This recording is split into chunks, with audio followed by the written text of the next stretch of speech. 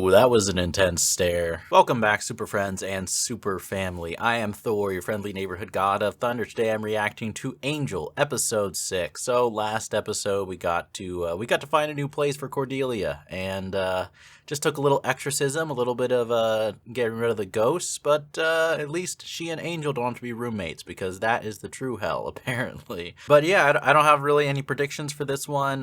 We have had some hints at Doyle and his backstory, and that definitely it has me hooked. I'm intrigued to get some answers there, like I kind of mentioned at my review of the other episode. But we'll see. I don't know. Are we gonna tie in possibly to a larger season arc as well? You know, I'm curious if we're going to have a big baddie for this season of Angel. I mean, similar to all the seasons of Buffy so far. I guess I haven't really seen the big baddie of season 4 of Buffy yet either, unless it's Parker. But what a loser for the big baddie, right? But for Angel, you know, is it going to follow a similar pattern? Are we going to have that big villain? Is it going to be that law firm as an organization? I kind of want to put a single face to it, though. Like, I would love for Angel to kind of have his Batman versus the Joker moment somewhere in this first season. I just think that would be really exciting. But we'll see. Who knows? As always, full reaction to this episode is up on Patreon, along with future episodes of Angel and Buffy. Thank you to everyone who supports me there. For now, let's get into today's reaction. Angel, episode 6.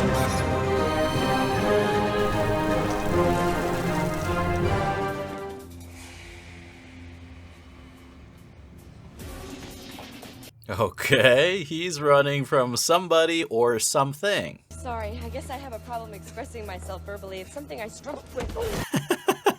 I like how she's talking trash. And, do the more formal thing. You have the right to remain silent. She got there eventually to reading the Miranda rights. Took a minute. It happens. In the back of the head. Wrapped himself in plastic and he locked himself in the trunk of his car. Yeah, that does not sound at all like a suicide. Look at the pictures. Bite me. Gee, she's going full Batman in here. Little Tony's good as gone. We can't find him, and I don't know anyone who can. Batman can, also known as Angel.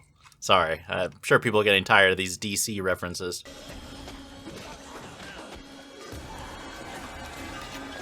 Okay, what kind of creature is this? Just another day at work. Just another day at work. Bolt has the sign. Remember to bury the parts separately? I don't want this thing coming back to life again. What, they're the cleanup crew now? That a please and thank you is generally considered good form when requesting a dismemberment. You're not wrong. You're not wrong at all, Cordy. You guys are like supernatural janitors, pretty much. Polite to the helpless and the downtrodden, but he ignores the people that are closest to him, the people Oh, the irony. It's perfect. people who matter the most, you know? Can you say clueless? We don't even see what happens. Poor Doyle, he just uses a punchline. That was really funny, though. I don't want to start a fight in the comments section, but I've seen some comments about this on some of the Angel reactions, and I have to take the side of Angel with which intro is cooler. I just do. Hopefully the war isn't too brutal. Unspeakable evil is rising in the San Fernando Valley. Jar Jar is getting his own talk show. Jar Jar, as in Jar Jar Binks? Call your mother back. She phoned saying she'd like to speak with you. Really? Oh, I'm excited. Or actually, I don't know. Cordy's parents are probably not that nice. It went okay. Okay? That's not the point. How many times can you say okay in a sentence? So there is a point. Being that it is possible to brood and show a little interest in the feelings of others. Very true, very true. It's not binary, as they talk about in the movie Steve Jobs that nobody saw. I don't. Well, spend a little time listening to how the living interact. Oh, his pulse arrived now. Coffee? I'm fine. Kate really brings the humanity out of him, doesn't she? Mr. and Mrs. Spock need to mind meld now. I wouldn't have thought Cordy would be the one to have a Star Trek reference, but she just keeps getting better, huh? This number is my direct line. All right. Time's a fact. So she's giving you her number. A reputation for going outside the department. I don't want to get a reputation for getting you killed. Okay, well, if that's the reason, then Angel is definitely interfering. He's not worried about that. How long is it going to take before Kate realizes? You know what I mean? I can imagine how not fun it is to read about. He's making an effort. Well, I saw you. Were you planning on saying hi? I figured you're working. So I'm guessing they don't have the best relationship. It's no trouble, really. Why is he being so distant with her? I guess I better. Yeah. It sucks because you can see she's really trying to speak with him, you know? I feel like usually it's the opposite. Well, not usually, sometimes, where the parent's trying to communicate to the kid and the kid is being kind of standoffish. Depot, northwest side. Got some muscle on hand. I'm on my way. Just get out of here. He's not doing that. Come on. It's Batman. Yeah, things are happening now. He doesn't have time just to stand around. You know what I mean? There's a sense of urgency. And don't forget to water my plants. Sure thing. And talk to them. They like that. He cares about his plants. How bad can he really be? Reminds me of the mayor a little bit. Saunders, Baltimore. It's Herb Saunders. Gripes, the freeways you people have in this town. I've been driving around circles all day, but the brochure. What a disguise. What a disguise. Come on, get out of here. Benny, I don't like that guy. It was the hat, wasn't it? I knew the hat was. I think the hat works. I mean, it's not your usual style. Part of just get out of there gave you the trouble. I had to do something. I mean, he was getting away. Is she not going to comment on his outfit? Come on. My ass and yours on the line. Look, just go. Come on, Kate. He was doing the best he could. He had to do something, right?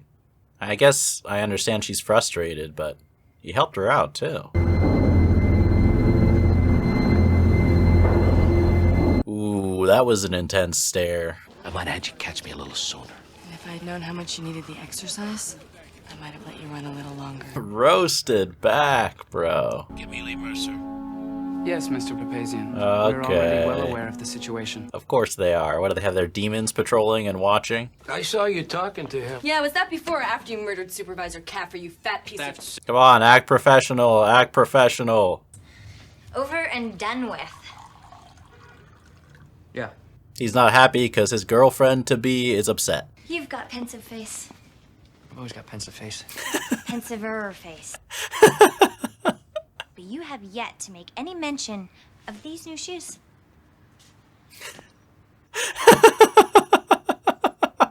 Women's shoes. Men, they just don't. Great shoes, Neil. Wow, Doyle, way to prove him wrong. Too many of you want to be here right now. Quick show of hands. Who actually wants to be here? Is anyone really going to raise their hand? No. Is give you some tools to help you experience the full range of human emotion. It would be great if Michael Scott was teaching this class, wouldn't it?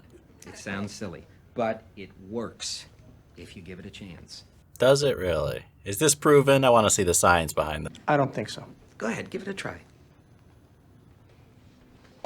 Participation points to Heath. Something that you always wanted to say to your mother, but never could. Will you marry me?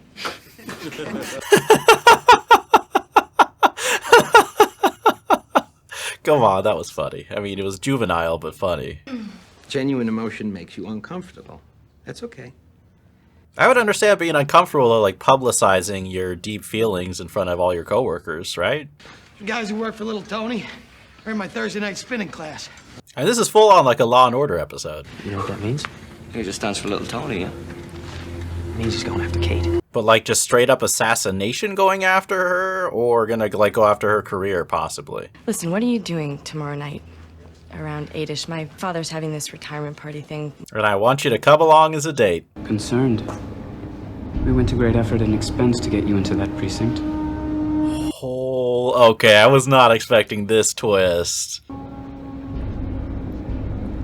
Incredible result. Dang, this guy isn't dorky, he's pure evil. That makes me feel all warm inside. Okay, that's pretty cool. I feel dumb for not being suspicious of him. I mean, imagine how traumatized you're going to be when your sensitivity trainer turns into being a big baddie, you know what I mean? How are you ever going to go to therapy after that? Oh, that death threat hanging overhead. No, I meant speaking in public. As Seinfeld says, it's worse than the fear of death, right? Happy retirement, Daddy. All right, see you later. Who's this? My boyfriend. Sorry. Did you prepare a speech? I hope this isn't just gonna be improv. And maybe that's why I became a cop too. What, to gain his approval in some sort of way? Frank! What the hell I do to her in that class? Angel looks so panicked. That would literally be me in this situation. I'm hearing a lot of denial. She abused the process. I'm gonna tell her. Oh my gosh. Catharsis is not the issue here. Oh my gosh. Well, this is not your average retirement party, that's for sure. You do likewise. Come on. Let's go. Well, powerful speech. That's one way to put it. The night hours are really eating into my potential social life. Why I ever thought it was. Don't threaten Cordy's social life. You have the most intense eyes. Chris is such an old soul. Women, the truth is, you don't have an insincere bone in your body, do you? Okay. No, it's Angel. Come on. He's got plenty of awkward bones, no insincere ones. It's right there. How he feels about you, and you don't know what to do about it. Oh, come on. Really? Really? Where's the truth? Where is the truth he's hiding behind Mr. Humor? She just calls everyone out, doesn't she?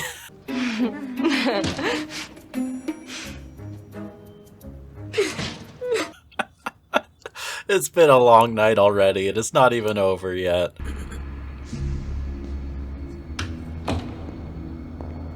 I don't know about Angel going solo on the mission, though. I never like that. You always need backup. This is why he and Buffy work so well together, you know, watching each other's back.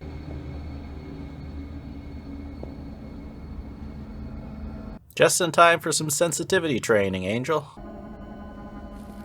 What's going on here? A little trespassing. Time being.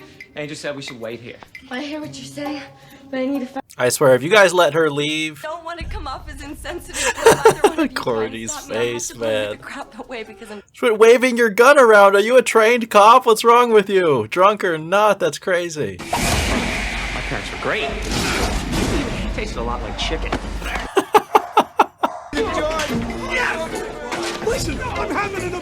Oh, okay. This makes a lot more sense. I was gonna say, like, all these police just opening up, that would never happen. Makes them more brutal than they were when they came in. Oh, here we go. Let all the prisoners out.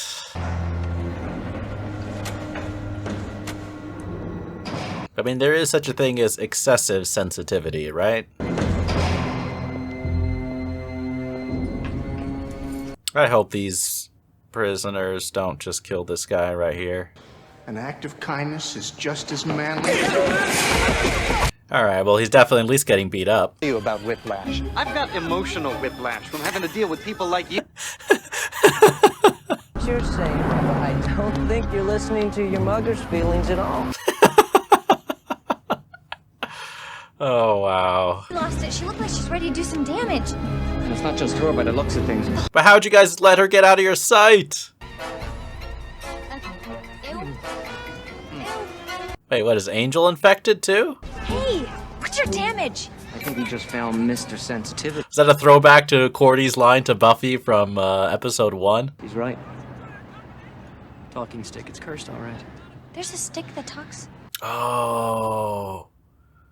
Get the stick. It's like a magic staff or something. Snap out of this. Right now, it's time for you to get all vampy. Grr. Hey. Give it a try. Closeness is too important to me right now. Angel, that cape is in there. How can you persuade him when he's in this state? Taunting me. Okay, and now the people who are not caught up in their emotions have arrived. And the death has started. Come on.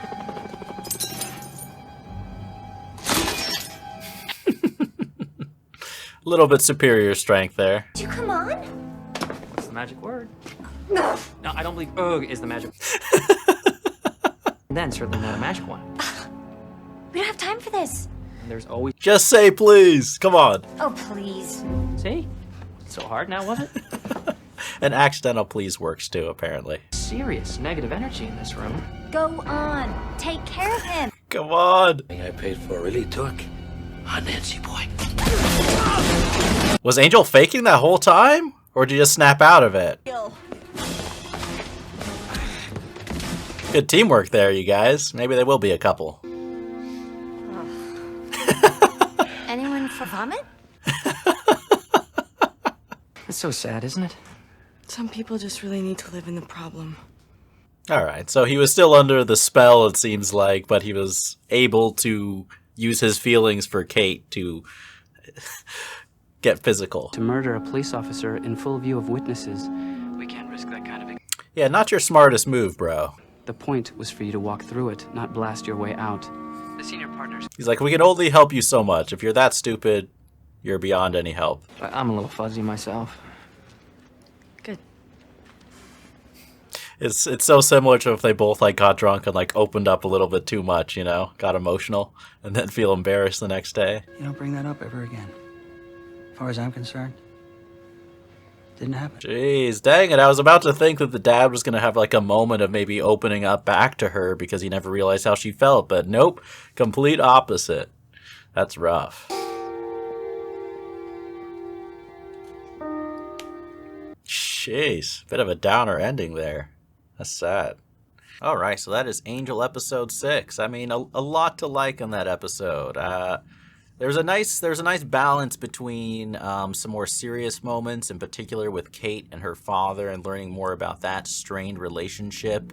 Even just, you know, some of the story elements were more serious, but then there's also a humorous level as well that was quite fun to watch. I mean, it makes sense that there was a supernatural element going on. I really should have picked up on that sooner. It's amazing, like, how many obvious signs just blow, you know, are completely missed by me, considering how much of this show and Buffy I've seen up until this point, but just didn't even see it coming. The fact that, you know, Kate confronting her father, you know, what I was thinking, I was like, okay, I can see why this is just an emotional night, and clearly, like, what happened to her as a kid with their mother leaving, and the fact that he wasn't there for her at all, like, that's rough, it's horrible, but you know, is this really the time and place at his retirement function publicly in front of all the other guys? And then when all the other police were opening up too, you know, of course, it just makes sense.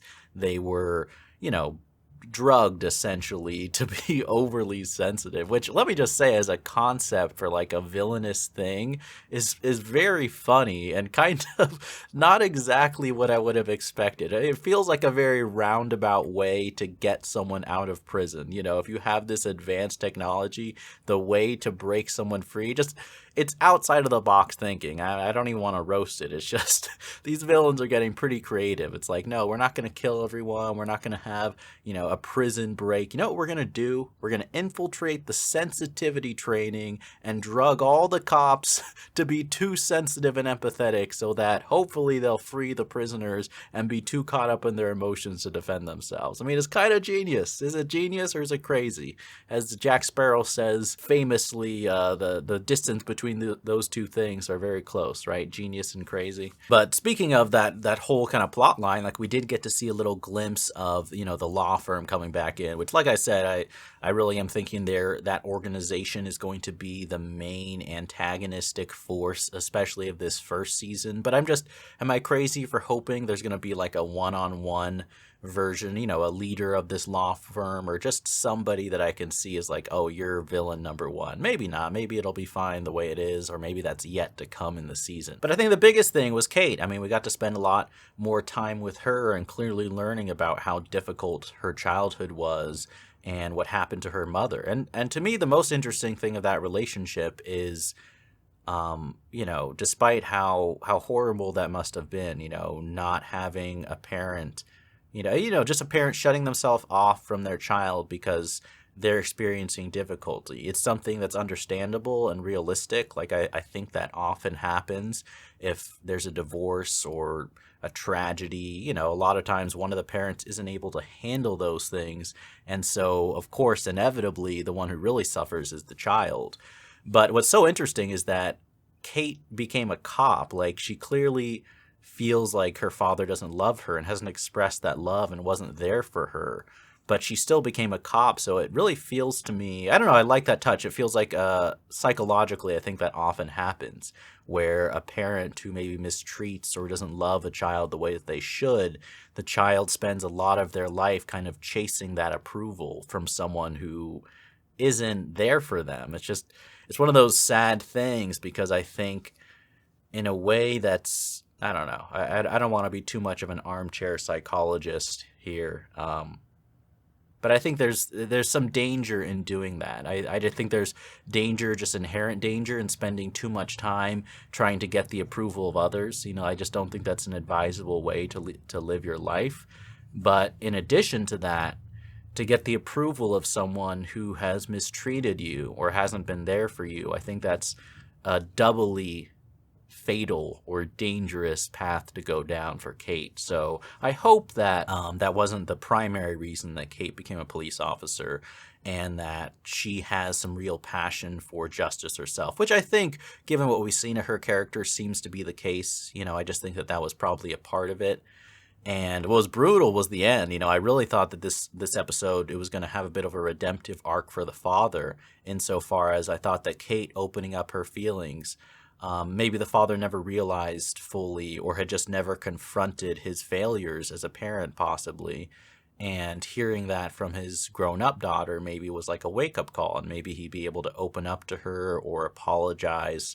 But instead, it's the opposite. He kind of doubles down on being closed off, and in fact scolds her for saying those things.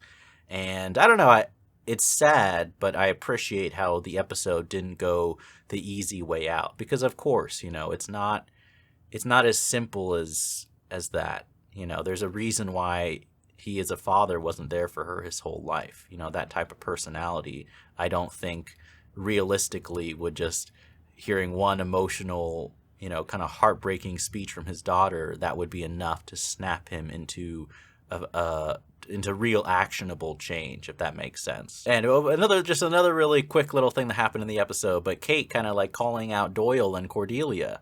I don't know, the way that she did it in that moment, it seemed like she was kind of teasing not only Doyle for obviously having the crush on Cordy, but almost teasing Cordelia, as if maybe Cordelia does like Doyle, which, like I've said before, I didn't really think there's much of a chance. I thought Doyle was just, hopelessly in love with a girl who wasn't into him, but maybe not. Maybe there's some hope for Doyle. I myself, I don't really see the chemistry exactly. I can see why Doyle would love Cordelia. I mean, how can you not? But I don't know, maybe. Cordelia has surprised me before with her, with who she finds attractive and who she ends up with. And I do, credit to Cordelia for all her her focus on like outer appearances and joking about those types of things. I think that that's kind of a shield in a way. That's part of her charm and her personality. But if you look at what she actually does, even the fact that she dated Xander, clearly she looks for something beyond just some superficial values in a potential partner. So we'll see. It could be interesting what happens with them in the future. And the more and more, I really think that Kate and Angel might be a thing. I don't know. It feels silly. Like this is like the relationship portion of the episode review. But come on, I mean, these are just some things you're thinking about. I'm sure it's always fun to ship different characters on a show, right? So no spoilers, please, for what's going to happen in the future romantic lives of these characters. But come on, these are the important things we need to focus on in life and in this show. But yeah, had a fun time with this episode. I hope we continue to see the relationships develop and kind of the larger arc of the show and the conflicts in the show for this one. But had a fun time. Hope you enjoyed this reaction. Thank you to everyone who supports on Patreon for the full reactions and for future episodes. Of course, that's where you can watch those there. And as always, remember, be active, be mindful, and be a hero.